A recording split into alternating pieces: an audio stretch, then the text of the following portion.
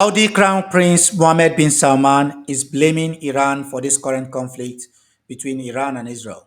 In fact, he's saying that the Iranians are committing atrocities in Israel. He's saying that the Iranians are the provocateur, that they are the ones that started the conflict, when we know fully well that Israel launched an attack against Iran because they want to define and tell the Iranians what they can do in terms of acquisition of technology, not just about the uranium enrichment and the idea that Iran is going to get nuclear weapons and use it against Israel, but also their space technology, their rocket science, and so on and so forth. Well, the Saudis are very comfortable with allowing Aramco, and which is partially owned by BlackRock, and these American companies to do business there. The Saudis are not interested in any kind of real technology that will give them power. They are not interested. They want to live in peace with Israel, and that also comes at a cost. While blaming Iran for the problems and seeing clearly that Israel actually started this attack against Iran. This is crazy.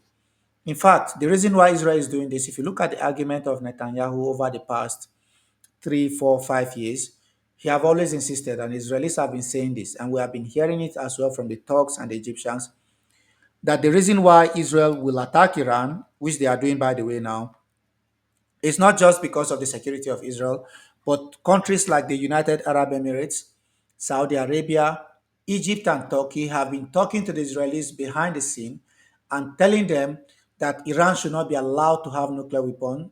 That if Iran decides to own nuclear weapon, that it will bring about an arms race in the region, and they will also go towards the path of acquisition of these weapons. So it is not just Israel that is doing this.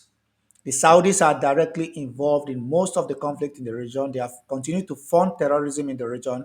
The Saudis are directly involved. By the way, you see the attack on Libya by NATO. It was the Saudis that gave the green light with the GCC and the United Arab Emirates as well. The attack on Yemen, 7 years war in Yemen, killed more than 500,000 people. The Saudis are funding jihadists in Africa. The Saudis are funding extreme Salafist groups in not just in the Sahel of Africa, but also in the Middle East. These are the same Saudis that the Israelis and the Americans are calling civilized and are calling, that they are forward thinking and democratic and so on and so forth. But these guys have the energy for Iran, but will not say anything about what Israel is doing to the Palestinians in Gaza. In fact, it seems to me that the Saudis are far more Zionist than the Zionists themselves. And I'm not just talking about Saudi Arabia, I'm talking about the United Arab Emirates. The UAE as well have normalized ties with Israel.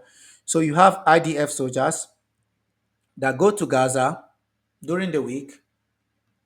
You see the atrocities they are committing in Gaza, and during weekends, they go to the United Arab Emirates, they go to Burj Al Arab, they go to enjoy themselves in the Gulf.